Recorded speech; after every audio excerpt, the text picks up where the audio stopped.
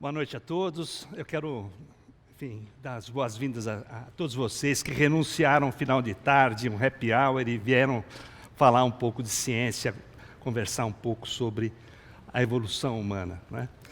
Bom, eu vou direto ao assunto. Da onde saiu essa história de evolução? Evolução humana, só se discutiu evolução humana depois de admitir que evolução existia. Quando que nós descobrimos a evolução? Quando que a evolução passou a fazer parte de discussões de fim de tarde como essa? Isso não foi sempre assim. Aliás, em muitos lugares, ainda hoje vocês sabem, falar disso é um grande problema, não é? Mas o fato é que, no tempo, nós podemos localizar com muita precisão quando alguém teve a coragem de escrever um livro, de publicar um livro, expondo claramente suas ideias sobre a evolução biológica, dizendo, contrariamente àquilo que mesmo os cientistas da época pensavam, não é? Todos os seres vivos são aparentados. Ele não estava apenas transgredindo uma comunidade religiosa muito vasta, muito grande, mas ele estava também, de certa maneira, desafiando uma comunidade científica. Uma comunidade científica que estava mais ou menos de acordo com algumas coisas. Por exemplo, de que os seres vivos podem se modificam de alguma maneira, mas muito pouco. Então, em primeiro lugar, essa ideia de que a evolução rompeu com a ideia absolutamente fixista, ou seja, os seres vivos existem exatamente como eles estão, hoje, não é? Essa versão está um pouco... não é bem assim. A gente tem que admitir que, a partir de no início já do século XVIII, 1720, já havia pessoas discutindo, cientistas, as academias de ciências estavam começando, discutiam coisas muito parecidas com aquelas que nós discutimos hoje. Por exemplo, a idade do planeta, a vastidão da idade do planeta. Enfim, não é verdade que a ideia bíblica sobre o nosso planeta seja uma coisa que tenha prevalecido até que a tal da teoria da evolução apareceu. Não é verdade isso. Mas o fato é que, no ano de 1859, aparece, então, na Inglaterra, um livro escrito por Charles Darwin, não é? Na qual ele vai admitir, em linhas gerais, aquilo que nós vamos discutir hoje. Em linhas gerais, é claro que nos detalhes muita coisa mudou, mas em linhas gerais, ele foi direto ao ponto. Todos os seres vivos descendem de um ancestral comum. E ele especulou bem lá no finalzinho, na última página do livro, talvez em uma poça d'água, num passado remoto, lá tenha surgido uma vida microscópica da qual todos os seres vivos descendem. Para fazer isso, Charles Darwin teve que juntar muitas informações. E teve que contar com uma ferramenta absolutamente imprescindível, que era o tempo geológico. É difícil falar em milhões e bilhões. A gente vê o noticiário hoje, vê as propinas, são tantos zeros, não? Eu me perco nesses zeros todos. São mais ou menos, são dimensões astronômicas, são dimensões geológicas, eu diria, né? Pois essa é a dificuldade de quem trabalha com o tempo geológico, não é? Para entender o tempo geológico, quer dizer, milhões, bilhões de anos, quer dizer, o que significa isso? Não é? Mas Charles Darwin foi, talvez, evidentemente, certamente ele não foi o primeiro, mas ele foi uma das pessoas que teve, de alguma maneira, a ousadia de afirmar categoricamente que o tempo geológico poderia ser medido em milhões de anos. Ele até exagerou. na primeira edição do Origem das Espécies, em 1859, ele até arriscou um cálculo para uma formação geológica do sul da Inglaterra, não longe de onde ele vivia. Ele fez um cálculo e apresentou esse cálculo dizendo que aquela formação tinha um pouco mais de 300 milhões de anos.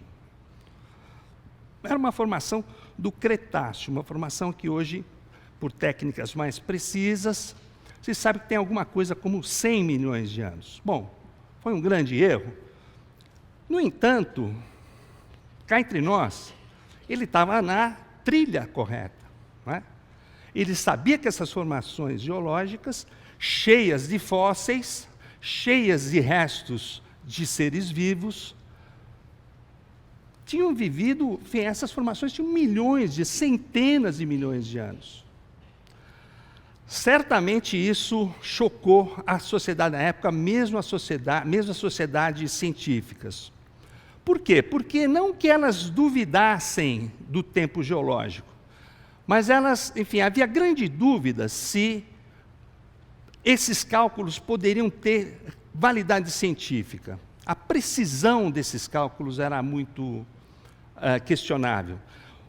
No século XX, depois que se descobriu a radioatividade, esses cálculos passaram por um patamar de segurança completamente diferente. Hoje a gente pode falar com muito mais segurança. Mas é preciso admitir, o próprio Charles Darwin admitiu, que aqueles cálculos eram cálculos, enfim, eram indícios, não é?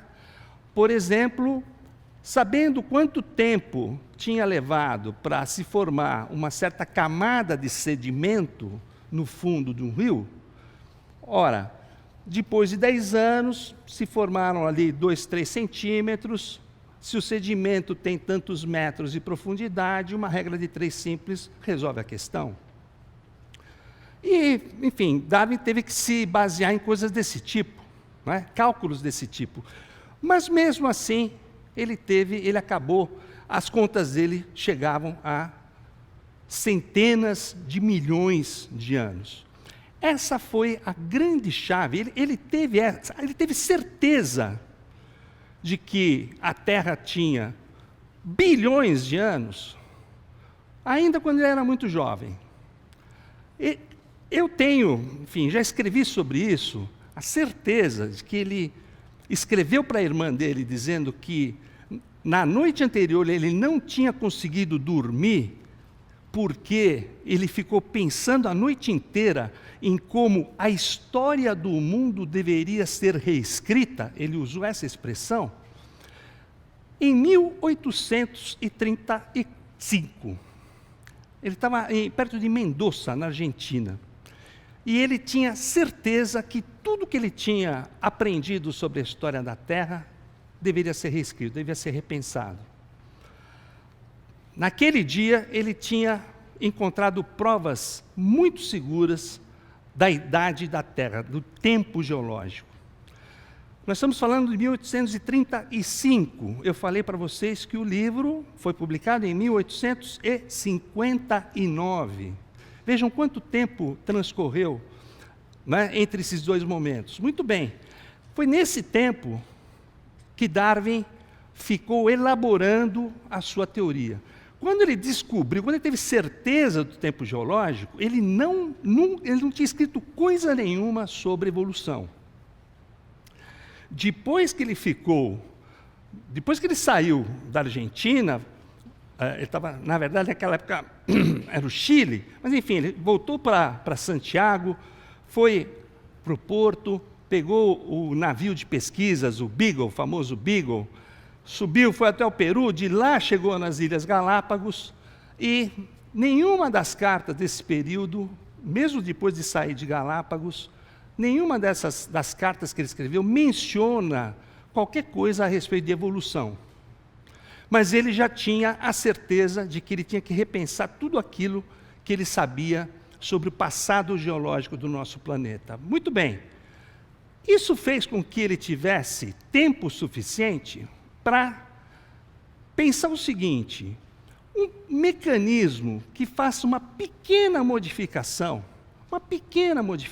nos seres vivos, mas que atue sempre numa mesma direção, depois de centenas de milhões de anos, depois de dezenas ou centenas de milhões de gerações, ora, o que vai ter ocorrido aos descendentes desses seres vivos? E ele começou então, quando ele voltou à Inglaterra, depois de algum tempo ele se dedicou muito à geologia, publicou muito sobre geologia, inclusive trabalhos. Pouca gente conhece o Charles Darwin, geólogo. O Charles Darwin, geólogo, foi muito respeitado em sua época, chegou a ser o secretário da Sociedade Geológica de Londres, que era uma sociedade muito importante. Naquela época, a energia das indústrias vinha do carvão, e quem sabia onde estava o carvão, onde se podia achar carvão, onde se podia fazer minas de carvão, eram os geólogos. Então, vocês imaginem a importância de uma sociedade como aquela. E ele foi eleito secretário dessa sociedade, ele detinha todas as informações dessa sociedade. Portanto, ele era uma pessoa com um reconhecimento científico muito grande. Mas o Darwin, geólogo, foi sucedido por um Darwin, biólogo. Na verdade, talvez até um Darwin zootecnista, eu diria. Por quê? Porque ele foi conversar com os criadores de animais, principalmente, como que os criadores de animais tinham desenvolvido as diferentes variedades de seres vivos. Ele se interessou muito por pombos, foi atrás dos criadores de pombos e viu que os criadores de pombos tinham uma profusão de variedades diferentes. Conversou com agricultores. No Origem das Espécies, ele fala muito das variedades de plantas e de animais, e das técnicas, das maneiras pelas quais esses homens simples do campo, como que eles faziam para modificar os seres vivos, de acordo, evidentemente, com os seus interesses. Portanto, o raciocínio básico de Darwin vai ser o seguinte: durante esse tempo todo, mais de 20 anos, ele vai ficar pensando o seguinte: se eu seleciono alguns descendentes de uma ninhada, que são aqueles que interessam mais aos criadores, e faço com que apenas eles se reproduzam, muito bem, vejam, como é que surgiram as cabras, como surgiram as ovelhas, como surgiram os cães, como surgiram as galinhas. Ele discute tudo isso no Origem das Espécies. E também vegetais. Como que isso foi desenvolvido? Simplesmente selecionando artificialmente elementos da descendência. Aqueles que tinham características que interessavam aos criadores. E ele diz: será que a natureza não veio fazendo isso há milhões de anos? Será que a natureza não tem selecionado aqueles que têm maior capacidade de encontrar alimento, maior capacidade de encontrar um parceiro para se reproduzir, maior capacidade de se reproduzir, de gerar filhos, de cuidar de filhos, de fazer com que mais filhos atinjam a idade adulta, plantas ou animais? Ele tinha certeza que a eficiência era a palavra-chave para entender o processo de seleção que a natureza faz. Seguramente Darwin foi muito influenciado pelas ideias sociais da sua época, onde se falava exatamente disso. Se falava de competição, se falava que, enfim, quem produzia, quem fazia produtos, tinha que competir de alguma maneira para oferecer o melhor produto ou o melhor preço. Essas ideias estavam, enfim, Darwin vivia no meio de um debate sobre questões como essa. Mas a questão é, os criadores selecionavam as formas que mais lhes interessavam. E evidentemente que aqueles que deixam mais descendentes, deixam mais semelhantes à sua forma na geração seguinte. Ora, se a gente juntar tempo geológico E um mecanismo tão simples como esse, o que resulta? O que resulta é uma grande diversificação das formas de vida, por consequência da diversificação dos ambientes geológicos, dos ambientes, não é? Dos ambientes do nosso planeta. Ele, como geólogo, tinha visto na estrutura, não é? Nas camadas geológicas do planeta, grandes descontinuidades, já se conheciam, enfim, os períodos geológicos que nós falamos hoje em dia, já faziam parte do vocabulário dos zoólogos ali pela metade do século XIX. Enfim, períodos secos, já se falava em glaciação. Darwin foi um dos primeiros a aceitar a ideia de glaciação. Inclusive, é uma coisa muito interessante. Quem primeiro colocou a ideia de uma grande glaciação afetando o planeta de uma maneira monumental foi um cientista suíço, Louis Agassiz, que não acreditava em evolução.